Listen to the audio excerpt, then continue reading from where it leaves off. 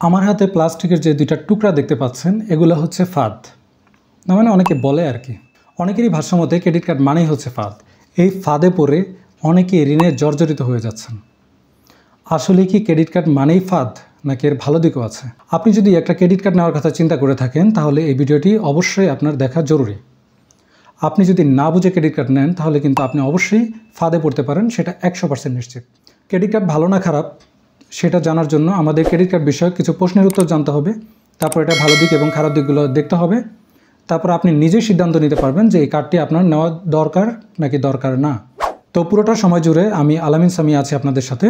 তো চলুন শুরু করা যাক। প্রথমেই হচ্ছে ক্রেডিট কার্ড কি।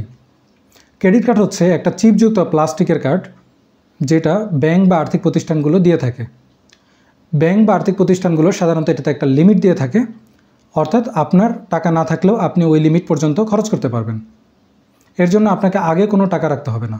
যেমন ধরুন আপনার যদি 1 লাখ টাকা লিমিট দেওয়া থাকে একটা কার্ডে, তো আপনি 1 লাখ টাকা পর্যন্ত যে কোনো কিছু কিনতে পারবেন।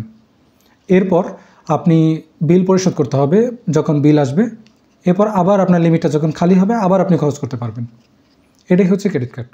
অর্থাৎ এটাকে আপনি এক ধরনের ঋণ বলতে পারেন। ব্যাংক আপনাকে ঋণ দিয়েছে, আপনি আগে খরচ করবেন, পরে বিল আসবে, বিল দিয়ে দিবেন। এবার আসুন আমরা জানি যে কী ধরনের কার্ড আছে। সাধারণত অনেক ধরনের কার্ড আছে, তবে বাংলাদেশে 3 ধরনের কার্ডটা বেশি প্রচলিত: ভিসা কার্ড, মাস্টার কার্ড এবং এমএক্স কার্ড। কার্ডের মধ্যে কী দৃশ্যমান তথ্যগুলো থাকে? কার্ডে আপনার নাম থাকে, 15 বা 16 ডিজিটের আপনার কার্ড নাম্বার থাকে, কার্ডের এক্সপায়ারি ডেট থাকে, 3 বা 4 ডিজিটের সিবিবি নাম্বার থাকে। সিবিবি মানে হচ্ছে কার্ড ভেরিফিকেশন ভ্যালু। এছাড়া আপনার এনএফসি যুক্ত কার্ড হলে এনএফসি চিহ্ন, যেটা অনেকটা ওয়াইফাইয়ের মতো, ওই চিহ্নটা থাকবে। এটা থাকলে আপনি পিন নাম্বার ছাড়াই একটা নির্দিষ্ট অ্যামাউন্ট পর্যন্ত লেনদেন করতে পারবেন, অর্থাৎ কার্ডটা টাচ করলেই হয়ে যাবে। কার্ডের বার্ষিক ফি, SMS অ্যালার্ট চার্জ কী, এগুলো শুনি। কার্ডের বার্ষিক ফি হচ্ছে আপনি কার্ডটা যে ব্যবহার করতেছেন কোনো ব্যাংকের বা আর্থিক প্রতিষ্ঠানে, তার বিনিময়ে তাদেরকে যে ফিটা দিতে হয় প্রতি বছর, সেটাই হচ্ছে বার্ষিক ফি। সাধারণত প্রত্যেকটা ব্যাংক শুরুর দিকেই আপনার এই ফিটা নিয়ে থাকে। সেটা কার্ডের উপর ডিপেন্ড করে, ব্যাংকের উপর ডিপেন্ড করে, আপনার সুযোগ সুবিধার উপর ডিপেন্ড করে কার্ডের বার্ষিক ফিটা কম বেশি হতে পারে। সাধারণত একটা ভালো মানের কার্ড নিতে গেলে অন্ততপক্ষে 5,000 টাকা প্লাস ভ্যাট প্রয়োজন হয়ে থাকে। এছাড়াও নিম্নমানের কিছু কম দামি কার্ড আছে, যেমন 2,500 টাকা বা 1,500 টাকায় পাবেন, সেগুলোতে আপনি সব ধরনের ফ্যাসিলিটিস কিন্তু পাবেন না। এছাড়া আপনাকে প্রতি বছর একটা নির্দিষ্ট অ্যামাউন্টের SMS অ্যালার্ট চার্জ দেওয়া লাগতে পারে। অনেক ব্যাংক তাদের গ্রাহকদের জন্য অ্যাপ ব্যবহার করার জন্য আলাদা চার্জ নিতে পারে, সো বিষয়টা জেনে নিতে হবে। বার্ষিক ফি ওয়েবার কী জিনিস? অনেক ব্যাংকই বলে থাকে যে আপনার অমুক কাজ করলে, তমুক করলে, এটা করলে আপনাকে বার্ষিক ফি ওয়েব করবে, অর্থাৎ মকুফ করবে। অনেক ব্যাংক বলে যে 24টা ট্রানজ্যাকশন করলে আপনার বার্ষিক ফি ওয়েব করা হবে। আবার অনেক ব্যাংক বলে যে 1 লাখ টাকা যদি লেনদেন করেন বছরে তাহলে আপনার ফি ওয়েব করবে। অনেকে মেম্বারশিপ পয়েন্টের একটা শর্ত দিয়ে থাকে। তো এটাই হচ্ছে বার্ষিক ফি ওয়েবারের শর্তগুলো। বিলিং সাইকেল কী জিনিস? সাধারণত কার্ডগুলোর বিলিং হয় একটা নির্দিষ্ট তারিখে। এটা বিভিন্ন ব্যাংক বিভিন্ন কার্ডের ধরনের উপর ভিন্ন হতে পারে। যেমন ধরুন আপনার যদি কোনো বিলিং হয় 28 তারিখ, তাহলে আপনাকে তখন থেকে 15 দিন পর্যন্ত সময় দিবে, অর্থাৎ 28 থেকে 15 দিন, অর্থাৎ 12 তারিখ পর্যন্ত পরের মাসে আপনি বিল পরিশোধ করতে পারবেন। যেমন আপনি যদি কোনো একটা কিছু 28 বা 29 তারিখে কিনেন, অর্থাৎ বিল জেনারেট হয়ে যাওয়ার পরে এর পরের মাসের 28 তারিখে আপনার বিল আসবে, তার থেকে আরও 15 দিন, অর্থাৎ আপনি 1.5 মাস বা 45 দিন ইন্টারেস্ট ফ্রি পিরিয়ড পাবেন যে কোনো কিছু পরিশোধ করার জন্য। মেম্বারশিপ পয়েন্ট কী জিনিস? অনেকেই কেনাকাটার উপর পয়েন্ট দিয়ে থাকে। কেউ 100 টাকায় 1 পয়েন্ট দেয়, কেউ 50 টাকায় 1 পয়েন্ট দেয়। অনেক সময় অফারের ক্ষেত্রে বেশিও হয়ে থাকে, 3 গুণ বা 5 গুণ বেশিও হয়ে থাকে। এটাই হচ্ছে মেম্বারশিপ রিওয়ার্ড পয়েন্ট। এটা রিডিম করে আপনি কোনো ভাউচার কিনতে পারেন, অথবা ফিগুলো পরিশোধ করতে পারেন, SMS অ্যালার্ট চার্জ এগুলো পরিশোধ করতে পারেন। অনলাইন ট্রানজ্যাকশন কী জিনিস বা ই-কমার্স পেমেন্ট কী জিনিস? আপনি যখন ফিজিক্যাল কার্ড ছাড়া কার্ডের তথ্যগুলো দিয়ে অনলাইন থেকে কোনো কেনাকাটা করবেন বা পেমেন্ট করবেন, সেটাকে অনলাইন ট্রানজ্যাকশন বা ই-কমার্স পেমেন্ট বলা হয়। তো আপনি এই ধরনের লেনদেন করলে আপনার মোবাইলে একটা OTP আসবে, OTPটা আপনি সাবমিট করলে আপনার লেনদেনটি সম্পন্ন হবে। তো আসুন এবার সবচেয়ে গুরুত্বপূর্ণ জিনিস যেটা জানবো সেটা হচ্ছে কার্ডের নেগেটিভ বা খারাপ দিকগুলো কী কী, অর্থাৎ কোন কোন ক্ষেত্রে আপনার ঝুঁকি আছে। প্রথম জিনিসটা হচ্ছে কার্ডের ইন্টারেস্ট রেট খুবই বেশি, অর্থাৎ প্রায় বার্ষিক 24%, যেটা কিন্তু খুব বেশি। স্বাভাবিকভাবে বুঝতে না পারলেও আপনি যখন হিসাব করবেন বা আপনার প্রতিদিন ইন্টারেস্ট হবে তখন কিন্তু এটা চোখে পড়বে। আপনি যদি নির্দিষ্ট সময়ের মধ্যে, অর্থাৎ আপনার বিলিং পিরিয়ডের মধ্যে যদি বিল পে না করেন তাহলে কিন্তু আপনাকে ফাইন করবে, যেটাকে লেট পেমেন্ট চার্জ বলা হয় বা লেট ফি বলা হয়, এবং এই কারণে কিন্তু আপনার কার্ড ফি ওয়েভ হবে না। বিষয়টা মাথায় রাখতে হবে। অনলাইন ফ্রড বা জালিয়াতি এটা খুবই কমন একটা বিষয়। তো আপনি যদি সতর্ক না থাকেন আপনার কার্ড থেকে অনলাইন ফ্রড বা জালিয়াতি হতে পারে। ক্যাশ টাকা তোলা যাবে না ক্রেডিট কার্ড থেকে। আপনি ক্যাশ টাকা তুললেই বাস খাবেন। আপনাকে প্রত্যেকটা ট্রানজ্যাকশনে 250 থেকে 300 টাকা প্লাস ভ্যাট চার্জ করা হবে, প্লাস দৈনন্দিন 24% হারে ইন্টারেস্ট রেট তো আছেই। আপনি এমএফএস যদি অ্যাড মানি করে থাকেন তাহলে অধিকাংশ ব্যাংকই কিন্তু এমএফএস অ্যাড মানির উপর চার্জ বসায়। তো এটা কিন্তু এই চার্জটা কিন্তু আপনার জন্য বার্ডেন হতে পারে, এবং এটা খুবই খারাপ একটা দিক। তবে যদি ফ্রি থাকে সেক্ষেত্রে আপনি সেই সুবিধা নিতে পারেন। সাধারণত ভালো মানের একটা কার্ডের কিন্তু বার্ষিক চার্জ খুবই বেশি, তো এটা কিন্তু অনেকের জন্য একটা বোঝা হয়ে দাঁড়াতে পারে। অনেক ব্যাংক ফ্রি ওয়েবারের কথা বললেও বিভিন্ন ধরনের শর্ত দিয়ে থাকে, যেমন 1 লাখ টাকা লেনদেন অথবা 24টা ট্রানজ্যাকশন অথবা এতগুলো এমআর পয়েন্ট লাগবে। সো এই বিষয়টাও কিন্তু মাথায় রাখতে হবে। অনেকে বিভিন্ন অফার দিয়ে থাকে, ডিসকাউন্ট ক্যাশব্যাক অফার দিয়ে থাকে, সেক্ষেত্রেও কিন্তু বিভিন্ন শর্ত আরোপ করে। মিনিমাম পারচেস কত, ও সর্বোচ্চ কয়টা করা যাবে, আপনি কোন কোন আইটেমে করতে পারবেন, কোনটা করতে পারবেন না, এগুলো কিন্তু শর্ত দেওয়া থাকে, সেগুলো পড়ে নিতে হবে, না হলে কিন্তু আপনি ধরা খাবেন। অনলাইন পেমেন্ট বা ইএমআইয়ের ক্ষেত্রে কিন্তু অতিরিক্ত একটা ফি থাকে, এটা খেয়াল করলে দেখবেন। যেমন আপনি 80,000 টাকার একটা ফ্রিজ কিনবেন বা 50,000 টাকার একটা মোবাইল কিনবেন, সেক্ষেত্রে দেখবেন আপনি ক্যাশ টাকা দিলে 50,000 টাকায় মোবাইলটা পাচ্ছেন। যখন আপনি ক্যাশ টাকা দিয়ে মোবাইল কিনতে যাবেন দেখবেন 50,000 টাকায় পাবেন। কিন্তু যখন আপনি কার্ডে পেমেন্ট করতে যাবেন বা ইএমআই করতে যাবেন তখন দেখবেন 2 থেকে 20% পর্যন্ত আপনাকে ফি দিতে হবে, যেটাকে বলা হয় কনভেনিয়েন্স ফি। এটা কিন্তু একটা প্রেশার হয়ে যায় আলাদাভাবে। অনেক ব্যাংকে হিডেন চার্জ থাকতে পারে, সেটার ব্যাপারে সাবধান থাকতে হবে। অনেকের কাছে কার্ড থাকলে নিজেকে হাজি মোহাম্মদ মহসিন মনে হয়, যত খুশি খরচ করি, কোনো হিসাব নাই। কিন্তু আমরা যখন বাজারে পকেটের ক্যাশ টাকা নিয়ে যাই তখন কিন্তু আমরা হিসাব করে চলি যে আমার এই টাকা আছে, এই টাকার মধ্যে বাজার করতে হবে। কিন্তু আমরা যখন ক্রেডিট কার্ড নিয়ে যাই তখন কিন্তু এই হিসাবটা আমরা অনেকেই করি না, আমরা কিন্তু মনের সুখে খরচ করতে থাকি। তো এটা কিন্তু অবশ্যই গুরুত্বপূর্ণ একটা কাজ, আপনি যদি এটাতে কন্ট্রোল করতে হবে নিজেকে। তো খারাপ দিক তো শুনলেন, এবার ভালো দিকগুলো একটু দেখেন। সবচেয়ে গুরুত্বপূর্ণ বিষয় হচ্ছে আপনার জরুরি প্রয়োজনে টাকা লাগবে, আপনি কারো কাছে হাত পাততে হবে না। আপনি আপনার কার্ড থেকে ইজিলি টাকা তুলে নিতে পারবেন, সেটা ক্যাশ হোক বা বিকাশে হোক বা ব্যাঙ্ক ট্রান্সফার, যে কোনোভাবেই আপনি ইনস্ট্যান্ট নিতে পারবেন।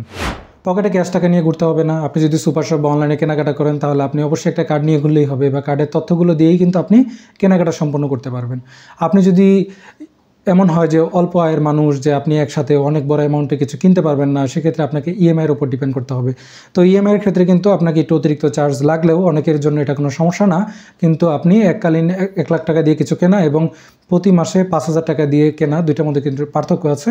অনেকের জন্য ইএমআইটা কিন্তু একটা সহজ একটা অপশন হতে পারে। যারা নামি দামি রেস্টুরেন্টে খেয়ে থাকেন বা নিয়মিত যান, তারা বাই ওয়ান গেট ওয়ান অফারগুলো ধরতে পারেন, এতে কিন্তু আপনার অনেক টাকা সেভ হবে। যারা নিয়মিত বিমান ভ্রমণ করেন দেশে বা বিদেশে, তাদের জন্য কিন্তু টিকিট কেনার ক্ষেত্রেও ছাড় আছে, এবং খুব গুরুত্বপূর্ণ আপনার এয়ারপোর্টের লাউঞ্জ ফ্যাসিলিটি আপনি উপভোগ করতে পারবেন। এটা কিন্তু খুবই গুরুত্বপূর্ণ, যারা বিশেষ করে বিমানে ভ্রমণ করেন তারা জানেন। এমএফএস অ্যাড মানিতে চার্জ থাকলেও অনেকের জন্য ইমার্জেন্সি প্রয়োজন এটা কিন্তু বেশ কাজে দিতে পারে। মোবাইল ইউটিলিটি বিল এগুলো তো আছে, এগুলো তো সাধারণ বিষয়, এগুলো আপনি ক্রেডিট কার্ড থেকে করতে পারবেন। এটার জন্য কোনো ব্যাঙ্ক অ্যাকাউন্ট করা লাগবে না, অর্থাৎ আপনি ব্যাংকে আলাদাভাবে কোনো অ্যাকাউন্ট করতে হবে না, আপনার ক্রেডিট কার্ডটাই যথেষ্ট। আপনাকে ক্রেডিট কার্ড পেমেন্টের জন্য ব্যাংকে যেতে হবে না, আপনার অন্য কোনো অ্যাকাউন্ট যদি থাকে অন্য ব্যাংকের অ্যাকাউন্ট থেকে অথবা বিকাশ থেকে আপনাকে ফান্ড ট্রান্সফার করেই কিন্তু পেমেন্ট করতে পারবেন, ব্যাংকে গিয়ে লাইনে দাঁড়াতে হবে না। কার্ডের বার্ষিক ফি ওয়েবার, এটা ভালো দিক। আপনি যদি একটু সতর্ক থাকেন এবং শর্তগুলো পূরণ করেন তাহলে কিন্তু আপনার বার্ষিক ফিগুলো দিতে হবে না, কিন্তু একটু অসতর্ক হলেই কিন্তু আপনি ধরা খেয়ে যাবেন।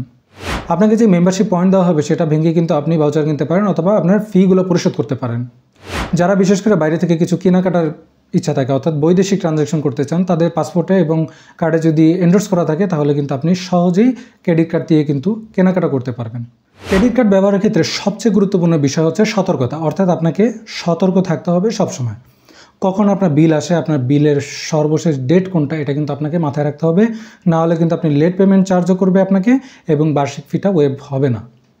অনেক সময় দেখবেন মিনিমাম পেমেন্টের একটা অপশন থাকে, আপনি মিনিমাম পেমেন্ট করবেন না, আপনি চেষ্টা করবেন অবশ্যই ফুল পেমেন্ট করতে। আপনি যদি মিনিমাম পেমেন্ট করেন তাহলে আপনাকে কিন্তু লেট পেমেন্ট চার্জ করবে না, কিন্তু আপনার যে দৈনিক যে ইন্টারেস্টটা আছে সেটা কিন্তু আপনার চার্জ হতে থাকবে। আপনার যতটুকু সাধ্য আছে আপনি সেটুকুর মধ্যেই খরচ করুন। আপনার কার্ড আছে বলে আপনি যত খুশি তত খরচ করবেন, সেটা কিন্তু করা যাবে না। এটা করলে আপনি অবশ্যই ধরা খাবেন। গুরুত্বপূর্ণ একটা জিনিস হচ্ছে, যে কোনো ওয়েবসাইটে, যত্রতত্ত্ব ওয়েবসাইটে যদি আপনাকে বিভিন্ন ধরনের অফার দিয়ে থাকে কার্ড পেমেন্টে, তাহলে আপনি কার্ড দিয়ে কিনলেন, পরে দেখা গেল আপনার কার্ড থেকে ফ্রড ফরজারি হতে পারে। তো আপনাকে সতর্ক থাকতে হবে। বিশ্বস্ত ওয়েবসাইট ছাড়া কোথাও থেকে আপনি অনলাইনে ট্রানজ্যাকশন করবেন না। SMS ও ইমেল অ্যালার্ট চালু রাখুন। প্রত্যেকটা মেসেজ যাচাই করুন কোথায় কোন লেনদেন হয়েছে এবং সেটা আপনি করেছেন কিনা। আপনার যে মাসিক যে স্টেটমেন্টটা আছে সেটা ভালো করে দেখুন আপনি প্রত্যেকটা লেনদেন করেছেন কিনা। কোনো অস্বাভাবিক লেনদেন যদি পান সাথে সাথেই ব্যাংকে যোগাযোগ করুন। কার্ডের তথ্য এবং ওটিপি কখনোই কারোর সাথে শেয়ার করবেন না। বিশেষ করে অনেকে বিভিন্ন জায়গায় পেমেন্টের সময় কার্ডটা ওয়েটারের হাতে দিয়ে দেন বা অন্য কারো হাতে দিয়ে দেন। এটা কিন্তু খুবই রিস্কি। সে যদি আপনার ছবি তুলে রাখে সেক্ষেত্রে কিন্তু আপনার ঝুঁকি থাকতে পারে, আপনার কার্ড জালিয়াতি হতে পারে। তো এটা করবেন না, চেষ্টা করবেন নিজেই সাথে থেকে পেমেন্ট করার, যাতে কেউ ছবি না তুলতে পারে। এমএফএস অ্যাড মানিতে অনেক ব্যাংকে চার্জ থাকতে পারে, সো যখন অ্যাড মানি করবেন তখন অবশ্যই সাবধান থাকবেন। আপনার প্রয়োজন নেই কিন্তু কার্ড আছে তাই বলে আপনি যে কোনো ধরনের পারচেস করবেন বা ইএমআই পেলেই কিনে ফেলবেন, এইটা কিন্তু খুব বাজে একটা অভ্যাস। আপনাকে এটা পরিবর্তন করতে হবে, না হলে আপনি ফেঁসে যাবেন। যদি কোনো কারণে আপনার ক্রেডিট কার্ড হারিয়ে যায় তাহলে সাথে সাথেই আপনার কার্ডটি ব্লক করুন। আপনি কল সেন্টারে ফোন দিয়ে ব্লক করে ফেলতে পারবেন, না হলে কিন্তু আপনার কার্ড থেকে অস্বাভাবিক লেনদেন হতে পারে। ভালো মন্দ সব দিকই তো দেখলেন, এবার আপনি কিন্তু সিদ্ধান্ত নিতে পারবেন আপনার জন্য কার্ডটি প্রয়োজন কিনা। আপনি যদি নিয়মিত অনলাইনে কেনাকাটা করেন বা সুপার শপে কেনাকাটা করেন, ইএমআই করার প্রয়োজন হয় অথবা বিমান ভ্রমণ করেন, কার্ড ফি নিয়ে কোনো প্যারা নাই, তাহলে কিন্তু আপনি নিয়ে নিতে পারেন কার্ড ফি।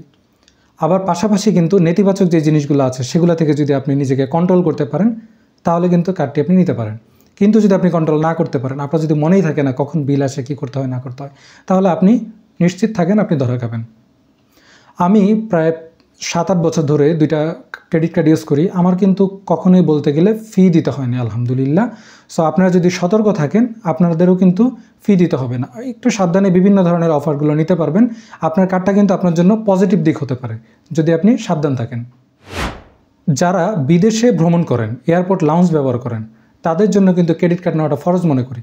আপনি এয়ারপোর্টে গেলেন অনেক আগে অথবা আপনার ফ্লাইট ডিলে হতে পারে, সেই ক্ষেত্রে আপনি কিন্তু লাউঞ্জ ফ্যাসিলিটি ব্যবহার করতে পারবেন। সেক্ষেত্রে আপনার যদি কার্ড না থাকে আপনাকে কিন্তু প্রায় 2500 টাকা বা 5000 টাকা পে করা লাগতে পারে, কিন্তু কার্ড থাকলে কিন্তু আপনি সেটা ফ্রিতেই উপভোগ করতে পারবেন। সো এটা আপনার জন্য খুবই গুরুত্বপূর্ণ যারা বিশেষ করে দেশে বিদেশে আসা যাওয়া করেন বিমানে। তো যাই করেন না কেন সতর্ক থাকতে হবে। আগে যেটা বললাম, আপনি যদি সতর্ক না থাকেন আপনি কিন্তু ওই ফাঁদে পড়ে যাবেন, আর ঋণের ফাঁদে একবার পড়লে আপনি কিন্তু সহজে বের হতে পারবেন না। তো আশা করি বোঝাতে পেরেছি। তো এরপরে যদি কোনো প্রশ্ন থাকে কমেন্টে করতে পারেন।